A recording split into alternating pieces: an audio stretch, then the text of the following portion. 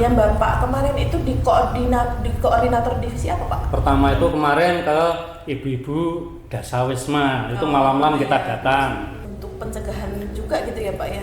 Itu karena memang sudah terjadi. Apapun kalau memang Anda tidak suka, tidak senang, ya jangan diturunkan. Masa demokrasi sudah kita lalui, saatnya bangkit lagi untuk menata diri. Ayo kita ikuti obrolan kali ini, bersama-sama kami di pojok demokrasi. Yeah.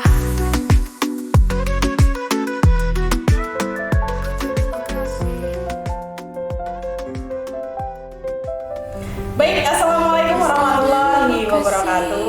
Selamat pagi sahabat Bawaslu dimanapun berada. Kembali lagi bersama kami pada podcast Bawaslu Boyolali. Nah sahabat Bawaslu, sebelum kita mulai, izinkan saya untuk memperkenalkan narasumber kita pada pagi hari ini. Beliau ini adalah Bapak-Bapak Panwaslu Kecamatan Musuh. Begitu ya Pak. Selamat pagi Bapak Sigit Murdaka. Selamat pagi, bagaimana kabarnya hari ini Pak? Alhamdulillah sehat Pak ya. Alhamdulillah ya Pak. Sehat juga. Alhamdulillah saya sehat Pak. Amin. Jadi bisa disapa dulu nih Pak sahabat Bawaslu ya Pak. Sahabat Bawaslu, selamat pagi, salam sehat untuk kita semua. Salam sehat untuk kita semua. Baik. Kemudian yang di samping saya ada Bapak Wahana. Bagaimana kabarnya hari ini Pak? Alhamdulillah sehat, bagas waras lah. Oke, alhamdulillah. Karena yang dicari itu ya Pak ya. Betul. Bisa disapa dulu nih Pak sahabat Bawaslu di rumah. Oke, sahabat Bawaslu di seluruh Indonesia, selamat pagi dan semangat pagi untuk selamanya. Oke, kita tetap harus selalu semangat begitu ya Pak, walaupun kita belum memasuki pada tahapan pemilu dan pilkada seperti itu. Baik sahabat Bawaslu, saya ingatkan sekali lagi untuk memfollow akun media sosial Bawaslu Boyolali hanya di @Bawaslu Kabupaten Boyolali. Nah, apa sih yang akan kita bahas kali ini? Nah, kita kali ini akan membahas terkait kehumasan yang podcast kita bertema pada Humas Panwascam dan peran edukasi publik dengan fokus peran dan fungsi humas, strategi pencegahan, konten dan efektivitas. Sebagaimana yang kita tahu, kita sudah melewati berbagai tahapan di mana di jajaran kita di Panwaslu Kecamatan kemarin sudah melewati berbagai tahap pengawasan ya, di mana jajaran kita Panwaslu Kecamatan sudah melewati tahap itu, dan salah satunya kehumasan ini adalah sangat penting begitu. Bapak, ini terkait kehumasan Pak ya, izinkan saya untuk mengajukan beberapa pertanyaan. Mungkin bisa dari Bapak Sigit dulu begitu ya Pak ya. Yang pertama Pak, terkait kehumasan, peran dan fungsi humas dalam Panwaslu Kecamatan sendiri itu bagaimana sih Pak? Begitu. Ya, terima kasih Mbak Widya dan sahabat Bawaslu semua. Jadi sebelum menjawab pertanyaan Mbak Widya, saya mungkin akan memberi sedikit pengantar ya. Ini di konteks umum itu kan kita ini Panwascam sebenarnya adalah kepanjangan tangan dari Bawaslu Kabupaten Boyolali, di mana di dalam menjalankan tugas-tugas kita mengawasi jalannya tahapan pemilu itu, memang peran kehumasan itu sangat penting, penting sekali. Bahkan ini bisa kita sebut satu peran yang sangat vital. Oleh karenanya berhasil tidaknya dalam kita menyelenggarakan tugas-tugas di tingkat Panwascam Kecamatan Musuh ini tidak lepas daripada peran kehumasan. Ya, peran kehumasan pertama itu yang memang sangat penting ya Mbak ya. Jadi yang pertama itu sebagai pendukung informasi komunikasi publik ya. Jadi memang kita itu menghubungkan ya apa yang kemudian ingin disampaikan oleh Bawaslu kepada masyarakat umum ya. Jadi semacam komunikator lah ya, komunikator. Kemudian yang kedua, peran kehumasan itu sebagai fasilitator untuk mengedukasi publik atau masyarakat supaya mereka itu menjadi paham bagaimana kemudian juga turut berpartisipasi di dalam mengawasi jalannya proses tahapan pemilu. Nah, kira-kira itu ya Mbak ya yang penting bagi kita untuk bagaimana peran kehumasan untuk menjalankan kinerja humas itu sendiri gitu ya Pak ya, karena kita membutuhkan sangat penting untuk publikasi dalam pengawasan kita. Publikasinya dan setiap tahapan kan memang ini ya peran kehumasannya sebagai pendukung dari tugas-tugas pengawasan secara teknis ya. Jadi setiap kali kita melakukan kegiatan-kegiatan teknis itu memang tidak lepas dari kemudian peran kehumasan. Bagaimana kemudian menyampaikan informasi kerja-kerja teknis kita itu kepada masyarakat ya dengan menggunakan fasilitas kehumasan itu seperti itu. Oke. Jadi maaf sebelumnya Bapak kemarin itu di koordinator divisi apa Pak?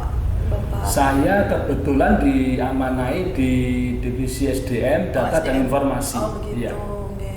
Tapi walaupun ini yang menjadi sangat penting untuk kita Pak ya, walaupun kita ada di koordinator divisi SDM, kita ada di koordinator pencegahan, tapi kehumasan itu juga sangat penting untuk kita ketahui bersama begitu ya Pak. Iya penting. Setiap anggota pimpinan memang harus mau tidak mau menguasai ya kehumasan itu. Karena ini menjadi etalase ya. Iya.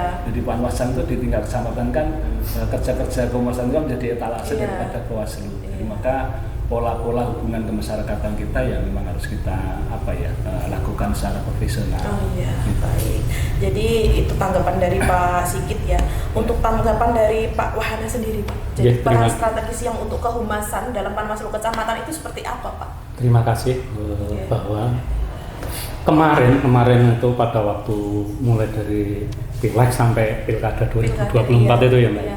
Itu memang kita selaku Panwas Kecamatan Nusuk. Jadi karena kita walaupun kita itu bertiga itu masing-masing mempunyai divisi masing-masing, tapi dalam hal kinerja itu kan katanya kita itu kolektif kolegial ya. Iya, betul jadi sekali. yang penanganan pelanggaran tidak harus di situ, tapi juga Humas juga bisa, SDM-nya juga sama gitu. Betul. Nah untuk strateginya kemarin itu banyak sekali. Jadi kita setiap tahapan itu kita terjun ke masyarakat langsung. Iya. Jadi kita ke desa-desa, kemudian kita itu ikut mensosialisasikan tahapan-tahapan tersebut. Nah, contohnya bahwa besok itu akan ada pemilu legislatif 2024, kemudian ada pemilu pilkada. Nah itu kita sosialisasikan ke masyarakat semua lewat pertama itu kemarin ke ibu-ibu Dasawisma, itu malam-malam kita datang. Kemudian ke pemuda-pemuda, ada yang perkumpulan lapanan, itu kita juga datang. Kemudian kita bertiga juga menghadiri setiap ada kegiatan keagamaan. Contohnya pada waktu muslimatan, pengajian itu kita datang dan kita minta waktu untuk mensosialisasikan masalah pemilu itu. Itu saya kira begitu. Jadi biar nanti setiap tahapan pemilu itu masyarakat biar tahu, sebab kalau kita nanti itu menunggu mungkin dari pihak penyelenggara yang lain, saya kira nanti malah masyarakat banyak yang bingung, banyak yang tidak tahu. Nah, walaupun kita itu seorang pengawas, makanya kita ya udah kita merangkap aja, kita ikut mensosialisasikan, kan tidak ada jeleknya gitu kan Mbak. Itu. Jadi memang kehumasan ini untuk menjadi wadah kita untuk ajang mensosialisasikan pengawasan kita begitu ya Pak ya. Baik, untuk selanjutnya di dalam pekerjaan kita tidak lepas dari penanganan pelanggaran seperti itu ya Pak, dari tingkat kecamatan maupun dari tingkat kabupaten juga. Nah, yang pertanyaan selanjutnya mungkin sebelumnya Pak Wahana ini dulu koordinator divisi apa Pak? Divisi penanganan pelanggaran. Oh, penanganan pelanggaran. Kita ke Pak Wahana dulu mungkin ya selanjutnya. Baik, strategi Humas dalam pencegahan pelanggaran Pak. Mungkin dari kemarin ada strategi kehumasan dalam untuk penanganan pelanggarannya itu seperti apa? Ya itu tadi, karena kita itu terjun ke masyarakat langsung, maka kita itu dengan masyarakat itu kita contohnya mewanti-wanti, Pak, Bu, nanti kalau di jalan itu ada bendera parpol apapun, kalau memang Anda tidak suka, tidak senang, ya jangan diturunkan. Gitu. Jangan diturunkan, sebab kalau nanti diturunkan malah urusannya nanti dengan hukum. Kemudian kita juga mensosialisasikan agar masyarakat itu dia itu paham tentang pelanggaran-pelanggaran yang ada di dalam pemilu itu. Jadi kita bisa bekerja sama dengan masyarakat agar pemilu nanti terciptanya itu betul-betul kondusif. Dan alhamdulillah kemarin itu walaupun memang ada pelanggaran, contohnya kemarin itu kan ada yang rame, bahkan itu viral itu ya. Itu akhirnya kita dengan Pak Nanang dan teman-teman itu menelusuri ke kepala desa yang kemarin itu ada apa ya kemarin semacam deklarasi itu kemarin kita langsung terjun kita menelusuri kejadian-kejadian tersebut. Iya. Bisa diceritakan begitu Pak, maksudnya awal dari penelusuran itu sendiri bagaimana begitu Pak? Gini, kemarin kan karena memang viral, jadi karena viral kan otomatis di media sosial kan sudah langsung up gitu ya Pak, gitu. Karena sudah up, kemudian kita selaku pengawas kan harus bertindak. Nah, akhirnya kita mendatangi ke kepala desa itu ya satu persatu kita datangi, kemudian kita klarifikasi, kita minta keterangan kepada kepala desa yang bersangkutan. Nah, setelah itu kan nanti kita setelah kita minta keterangan, nanti kan kita bisa menentukan apakah kepala desa tersebut itu memang betul-betul melakukan pelanggaran atau tidak. Tapi 10 desa itu kita datangi semua kemarin. Jadi ada perangkat desa, kemudian ada kepala desa. Itu kita datangi semua. Bentuk pencegahan juga gitu ya Pak ya? Itu karena memang sudah terjadi. Iya, sudah terjadi, ya otomatis kita memang harus menelusurinya. Baik, tadi sudah versi Pak Wahana, mungkin dari versi Pak Sigit sendiri Pak seperti apa Pak?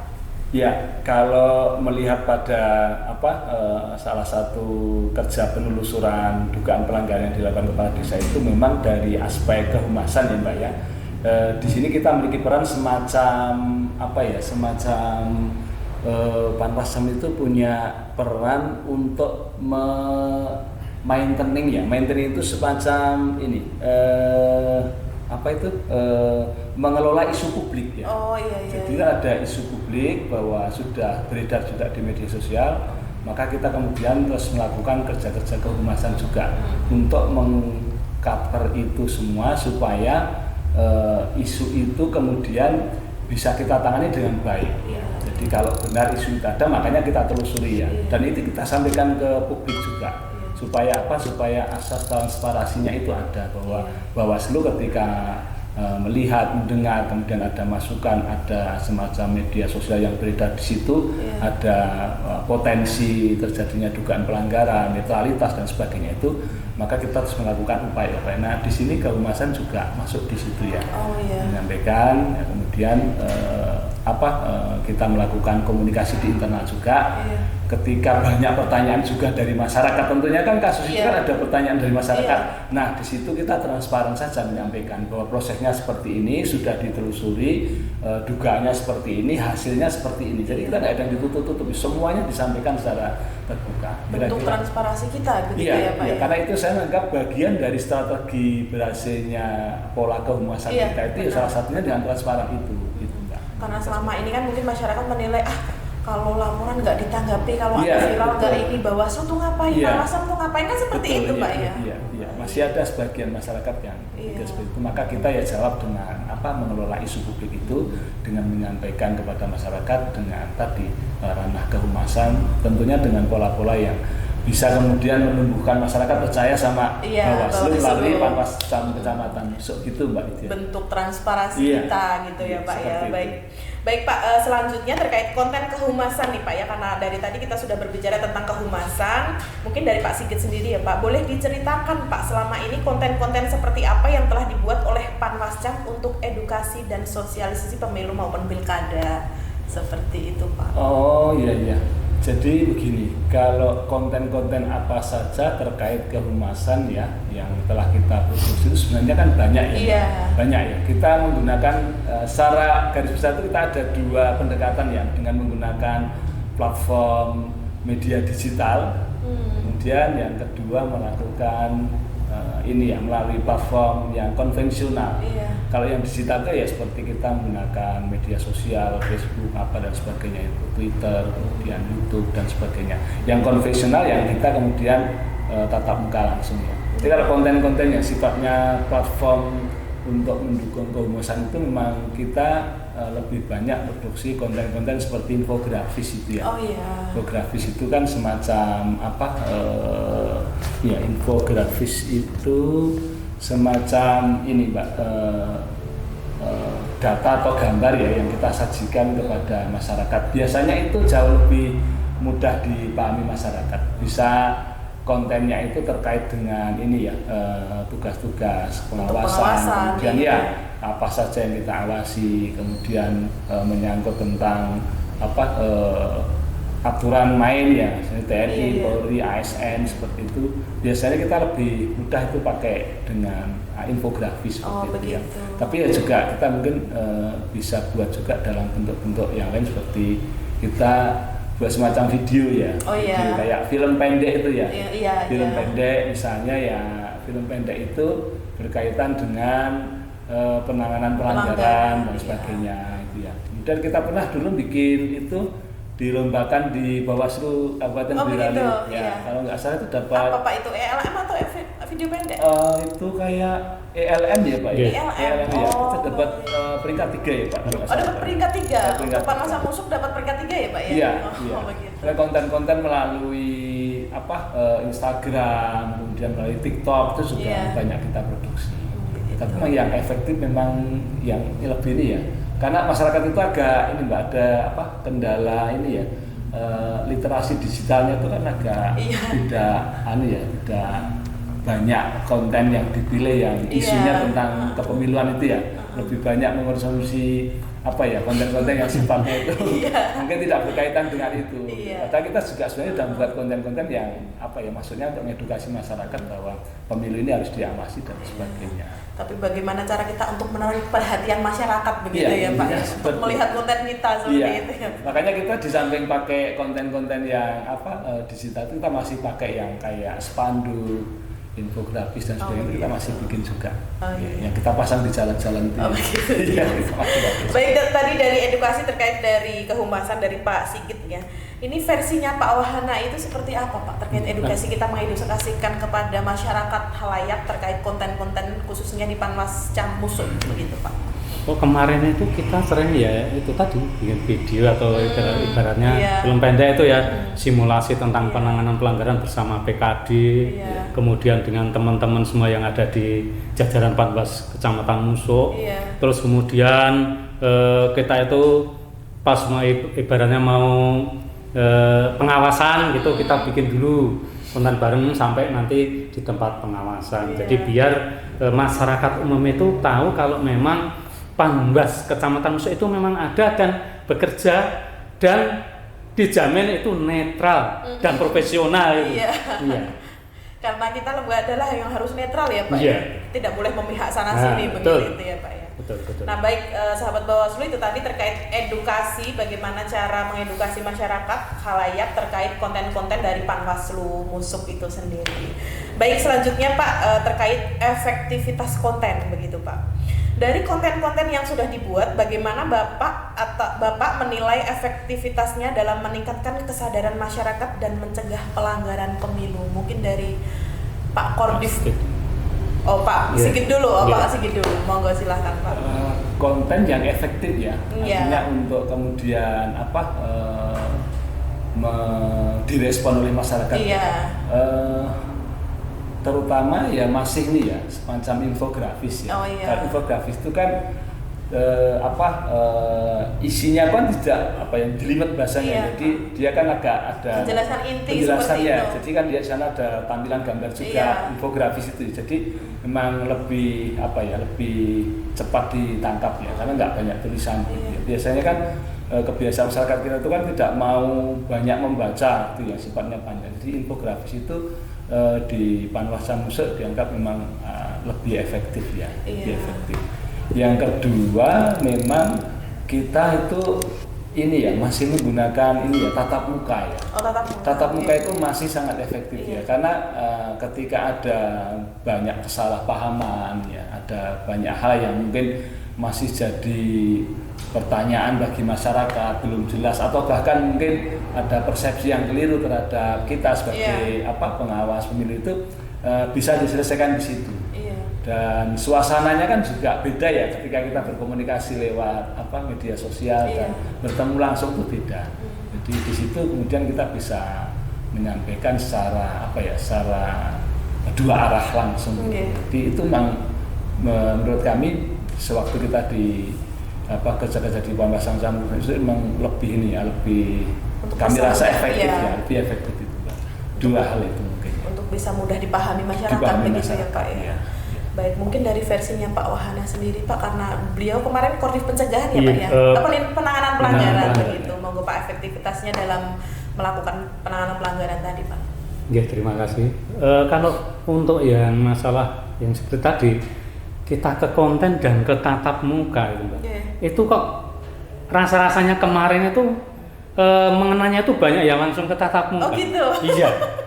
Karena apa? Karena konten-konten itu mungkin ya yang hanya orang-orang tertentu Iya, gitu. iya, benar. Maklum karena di musuh kan rata-rata mungkin apa ya? Masalah sinyal itu loh. Iya, Mbak. iya. Jadi kan tidak semua wilayah di musuh itu ada sinyalnya itu bagus gitu. Kadang bahkan ada yang nggak bisa mau kepengen SMS atau WA aja susah, harus nanti kemana dulu yang punya wifi siapa gitu. Tapi kalau langsung tatap muka itu malah lebih efektif, tersampaikan lebih efektif. Kita bisa sampai ke puncak gunung-gunung itu. Jadi sekali lagi yang paling efektif kalau di Kecamatan Muso itu memang ya langsung tatap muka. Tersampaikan begitu ya tersampaikan Pak ya? langsung gitu. Iya. Apalagi kalau Gen Z sekarang itu yang scroll itu Nah, kan jarang sekali melihat media sosial kita begitu ya Pak ya. Betul. Bagaimana cara kita untuk menampilkan. Berikut mungkin ILM kemarin ya Pak yang disinggung tadi ya, ILM yang dapat juara 3 dari Bawaslu Boyolali. Iya. Bisa diceritakan sedikit Pak isi dari ILM itu sendiri itu terkait apa begitu?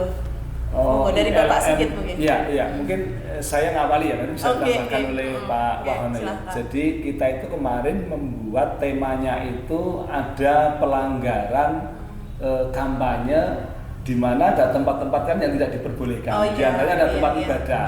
Waktu itu memang ada di film itu ya, kita buat gambarannya itu ada salah satu calon ya, calon anggota legislatif, kemudian memberikan ceramah di masjid. Ya. Kemudian ada satu masjid dekat kantor yang kita pilih dan kebetulan juga masyarakat sana itu antusias untuk mengikuti itu juga, ikuti acara itu. Jadi kita libatkan sekalian untuk membuat apa ya semacam filmnya itu, film pendek itu. Nah, karena di situ kemudian ada laporan dari masyarakat ke Panwaslu karena saatnya itu memang sudah memasuki masa kampanye ya Pak ya, yang di filmnya itu. Nah kalau boleh lanjutkan tentang ILM itu Mbak ya, gambaran ceritanya ya, ini cerita ya kita ya coba buat filmnya itu memang kita coba bikin juga secara kolosal, artinya melibatkan masyarakat banyak dan alhamdulillah waktu itu memang kita pada bisa mau ya? mau ya. Jadi memang ada jamaah di masjid situ itu yang dengan senang hati mau kita libatkan dan memang dalam gambaran cerita itu menarik gitu ya. Jadi memang sempat ada sempat ada sedikit ketegangan ya. Jadi mau berkelahi ya kalau nggak salah Pak.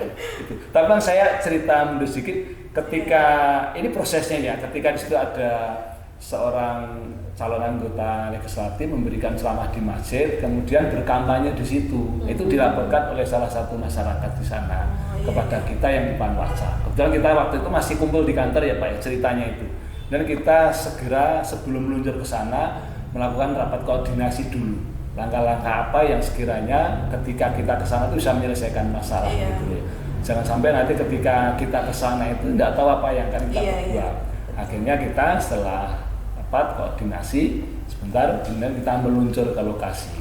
Dan ke lokasi akhirnya ketegangan itu waktu kita datang ke sana itu ceritanya itu Mbak Widya itu posisinya sudah gaduh, di mana ini kan yang posisinya Bapak yang calon anggota legislatif kan punya pengawal juga itu, punya tim ya.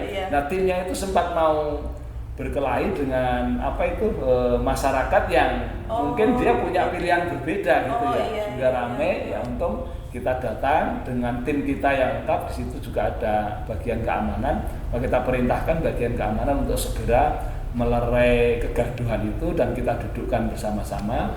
Kemudian kita melalui saya sebagai ketua, Pak Wahana sebagai divisi penanganan pelanggaran dan satu lagi Pak Sayuk di bagian humas itu mencoba untuk meletakkan duduk perkaranya dan kita tangani secara bersama-sama. Dan alhamdulillah waktu itu bisa kita tangani dengan baik di ceritanya itu ya. Sehingga ya kalau saya sendiri ketika melihat ulang film itu ya juga menarik juga ya. Padahal dari sisi bermain peran itu kan kita nggak punya basic ya, basic. Cuma ya kita jalan mengalir saja. Tapi pekerjaan kita itu emang dituntut seperti itu Pak. Bukan basic kita harus bisa seperti itu. Bukan basic kita di acting, kita harus bisa berakting begitu ya Pak. Bukan acting dari ini. Kita mengedukasi masyarakat juga begitu Pak ya. Peran dari Panwaslu Kecamatan itu sendiri begitu ya Pak ya. Baik, mungkin soal tadi efektivitas sudah kita jelaskan di sini. Terkait yang mungkin terakhir Pak, kendala dan tantangan di lapangan. Mungkin dari Bapak siapa dulu ini? Pak Wahana dulu ya. Baik Pak, terkait kendala dan tantangan di lapangan Pak. Apa saja kendala dan tantangan yang dihadapi Humas Panwascam dalam menyampaikan pesan edukasi pemilu baik di media sosial maupun bertemu langsung dengan masyarakat, begitu Pak? Monggo silakan. Ya, terima kasih. Memang banyak sekali. Banyak sekali. Kalau banyak pasti banyak. Tantangannya banyak sekali. Bahkan itu sempat juga ada yang sampai kejadian lucu juga masuk di situ.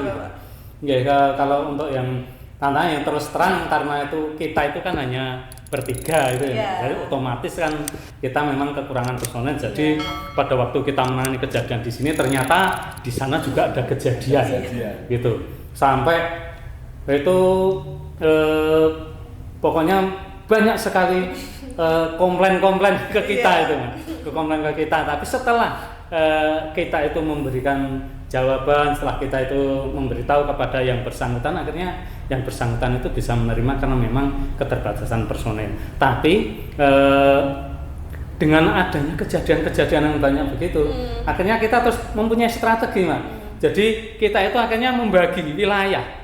Jadi yang wilayah sini, desa ini, sini, desa ini, sini. Jadi kita bagi 3, akhirnya setiap ada kejadian itu kita bisa menangani sekaligus 3 tempat itu kita bisa menangani dengan masing-masing 1 orang dibantu dengan teman-teman gitu. Itu terus kalau yang kejadian lucu itu ya ada itu ada orang itu datang ke kantor mau laporan, tapi laporannya itu hanya lisan, laporan bahwa nanti malam itu akan ada pertemuan caleg di tempat Bapak itu. Panwas Musuk harus datang ke situ. Nah, akhirnya jam 9 itu kita datang ke sana, malam-malam itu ya. Kita datang ke sana ternyata apa? Bukan sosialisasi yang ada itu, Mbak. Tapi calegnya juga enggak ada. Yang ada Pak, orang akikoan, Mbak. Kita dikerjain juga itu. Waduh. Tapi karena memang kita jiwa itu pengawas, ya udah kita tetap di situ walaupun di situ tidak ada sosialisasi dari DPR juga nggak ada yang datang, caleg-calegnya itu kita tetap di situ, kita antisipasi. Terus siapa tahu nanti kita pulang langsung mungkin calon DPR-nya itu datang, tapi sampai selesai ternyata tidak, memang hanya karena itu tadi itu adalah Walimatul Aqiqah, Mbak. Gitu. Jadi bukan sosialisasi. Itu kejadian paling lucu itu. Begitu. Iya, itu. Semacam di prank begitu. Iya. Ada yang nge-prank juga itu. Tapi lucu, tapi kita senang juga.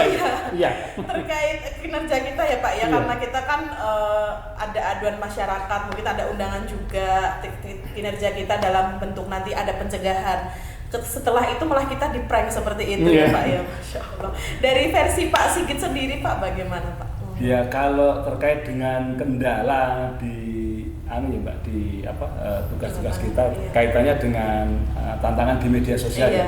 Terus saya tuh buat sedikit catatan ya waktu itu. Yang pertama memang kita melihat itu masyarakat kita itu kan masih minim literasi digital ya. Yang itu faktornya juga banyak.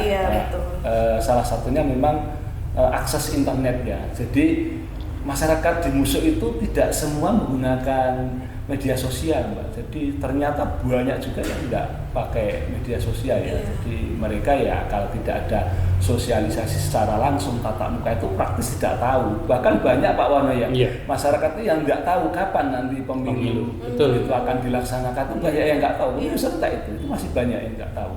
Jadi makanya kita selain melakukan inovasi, bagaimana kita menyampaikan informasi kepada masyarakat melalui media sosial, tapi yang nggak boleh kita tinggalkan itu memang menyampaikan informasi ke masyarakat secara tatap muka, dan itu tadi kita sampaikan memang lebih efektif ya, karena kita memang menjaga ternyata masih banyak masyarakat yang tidak menggunakan media sosial atau belum ya, karena banyak faktor sudah sepuh gitu ya, tapi kan banyak juga orang yang sudah sepuh tapi masih rasa keingintahuannya, tapi karena nggak punya HP kemudian kan nggak bisa mengakses informasi itu ya.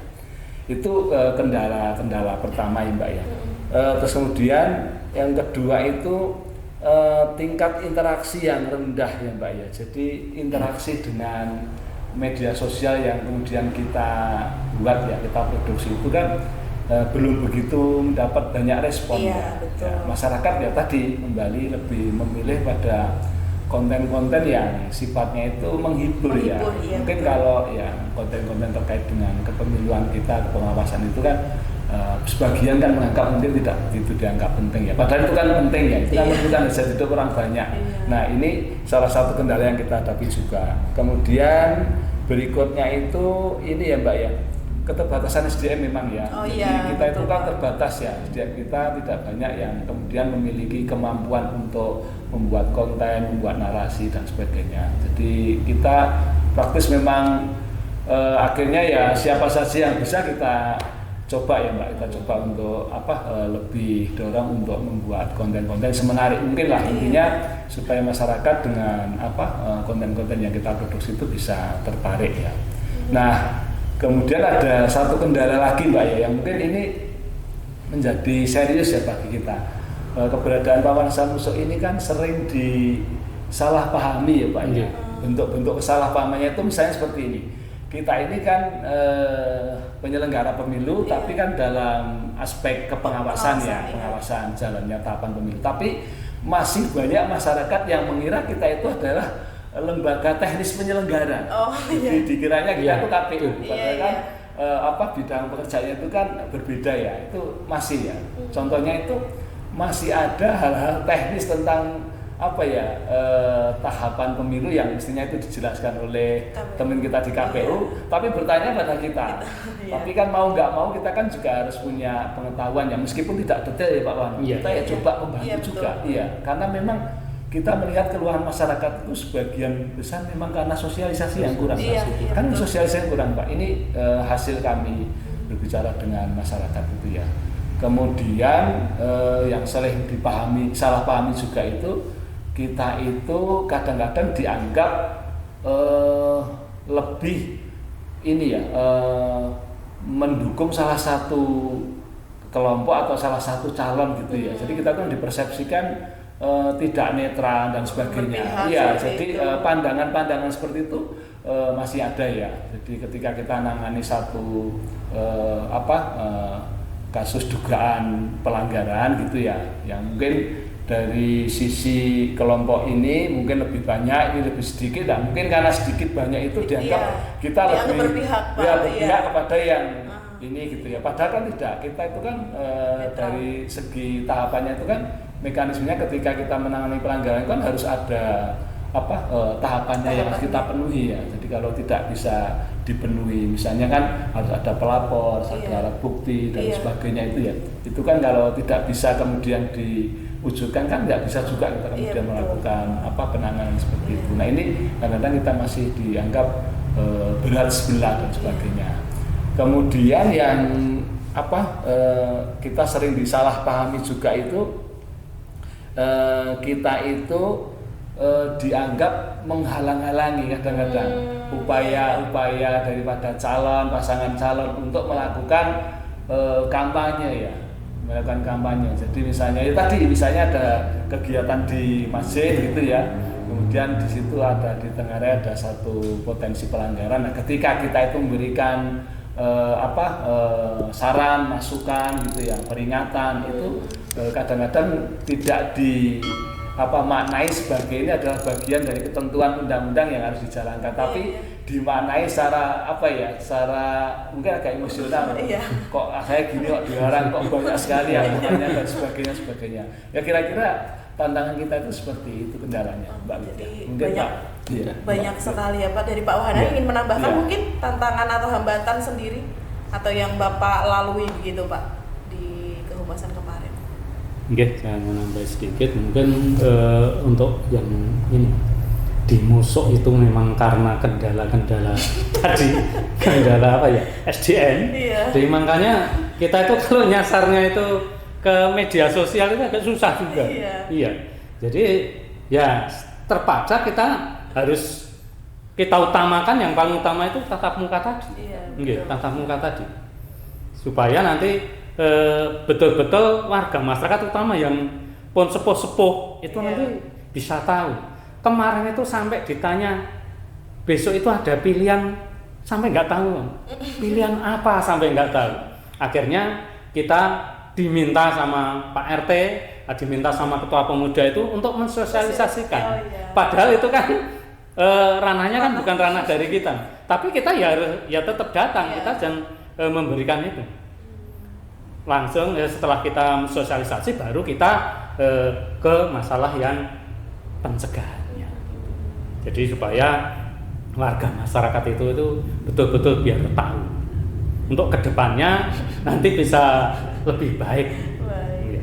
Baik, jadi kalau kita bicara tentang tantangan dan hambatan itu Iya. sangat banyak sekali ya Banyak, Pak iya. ya untuk kerja-kerja kinerja kita. Mungkin baik, terima kasih untuk Bapak Sigit dan Bapak Wahana. Mungkin kita tiba di akhir acara podcast kita, mungkin begitu ya. Jadi sudah dijelaskan tadi terkait pengertian dari kehumasan dan pentingnya kehumasan dalam pengawasan pemilu maupun pilkada. Mungkin dari Pak Sigit sendiri untuk closing statement ya Pak, begitu. Ya. Dari Pak Sigit atau Pak Pak Sigit. Oh, Pak Sigit dulu, Ya. monggo untuk closing statement sedikit begitu Ya, Pak untuk baik, sahabat terima Bawaslu. kasih Mbak Widya. Jadi untuk menguatkan kerja-kerja kepengawasan kita ya di tingkat Panwascam Kecamatan Musuk itu dari aspek kehumasannya memang dibutuhkan inovasi ya Mbak ya. Iya. Misalnya begini, kita tidak bisa datang menemui masyarakat atau mungkin ada masyarakat yang mengundang kita itu dengan tanpa materi. Sehingga kita itu sudah rumuskan beberapa hal, misalnya ya kita itu sampai untuk mengembangkan inovasi agar materi kehumasan kita itu nanti menjadi menarik itu ya. Iya. Kita misalnya itu sampai membuat Panwascam Goes to School, masuk ke SMA Iya. memberikan edukasi dan Panwascam Goes to Majelis Taklim itu ya Pak ya. Betul juga. Sampai kemudian pada kita itu membuat juga materi khutbah Jumat. Oh, Kita begitu, bekerjasama ya. dengan KUA minta izin. Pak, bisakah diperkenankan kita itu membuat materi khutbah yang isinya memang ada korelasi hubungan penting dengan kepemiluan, terutama di bidang-bidang kita yang di kepengawasan pemilu. Kita siapkan itu ya. Di beberapa masjid kita juga diberi kesempatan untuk menyampaikan khutbah Jumat sebagai khotib dan materinya yang memang yang berkaitan dengan tugas-tugas Bawaslu untuk mengawasi jalannya pemilu. Jadi intinya memang kerja-kerja kehumasan itu bagaimana kemudian kita menyampaikan informasi, membangun hubungan juga dengan masyarakat dengan utamanya transparansi dan inovasi dari materi-materi kehumasan kita itu bisa kemudian meningkatkan masyarakat itu publik untuk semakin percaya dengan kita Bawaslu. Trust-nya itu kemudian menjadi bertambah lebih kuat lagi.